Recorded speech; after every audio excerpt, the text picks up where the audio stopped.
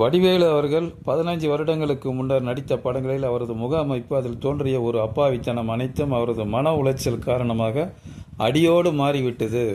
அதே போன்ற காமெடிகளை அவர் செய்தாலும் அதில் படு செயற்கைத்தனம் இப்போது நன்றாகவே தெரிகிறது. ஒருவரது மனநிலை அவர் முக அமைப்பை மாற்றிவிடும் என்பதற்கு அவரே சிறந்த உதாரணம். வடிவேலு அவர்கள் ஒரு படத்தில் முத்துக்காளியை பார்த்து, "உனக்கு மேனேஜர் மூஞ்சியா இல்லையேடா" என்பார். அந்த வசனமே ஞாபகத்திற்கு வருகிறது. பரிதாபம் மட்டுமே கொள்ள முடிகிறது, ரசிக்க முடியவில்லை அப்படின்னு இந்த சப்ஸ்கிரைபர் கமெண்ட் போட்டிருக்கார். நான் மறுபடியும் காமெடி பண்ணுறேன் என்ற பெயரில் இரிட்டேட் செய்வதை பொறுத்து கொள்ளவே முடியவில்லை.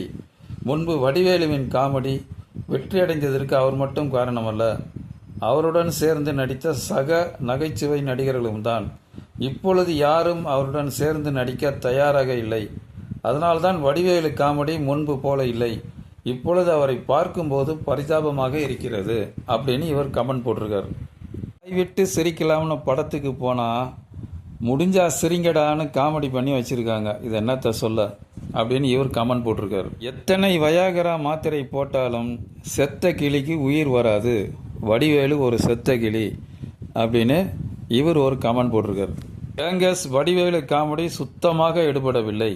இவர் வீடியோ போட்டவரையே கலாய்க்கிறாரு, அதாவது ரிவ்யூ கொடுத்தவரையே கலாய்க்கிறாரு. படத்தோட காமெடியை விட உன்னோட விமர்சனம் தான் காமெடியாக இருக்குது. இந்த கமெண்ட் கொஞ்சம் கூட சம்மந்தமே இல்லாமல் இருக்குது. கோடி கோடியாக சம்பளம் வாங்கிட்டு சொந்தமாக பாட்டு போட வக்கில்லாமல் இளையராஜா அவர்கள் பாடலை போடும் இசையமைப்பாளர்கள் சார்பாக படம் வெற்றி பெற வாழ்த்துகள் அப்படின்னு இவர் கமெண்ட் போட்டிருக்காரு. படத்தை பார்த்தாச்சு, காமெடி உண்மையாகவே ரொம்பவே நல்லா இருக்குது. இந்த ஆளோட விமர்சனத்தை தூக்கி குப்பையில் போடுங்க, பார்த்து என்ஜாய் பண்ணுங்க அப்படின்னு இவர் கமெண்ட் போட்டிருக்காரு. என்ன கமெண்ட் போட்டிருக்காருன்னா, அதாவது படத்தை ரிவ்யூ பண்ணுறவரை நக்கல் அடித்து போட்டிருக்காரு. நீ இல்லைனா தான் தமிழ் சினிமா உருப்படும். நீ எப்போ விமர்சனம் பண்ண ஆரம்பிச்சியோ அப்போது இருந்த தமிழ் சினிமா தத்தளிச்சுக்கிட்டு தான் இருக்குது.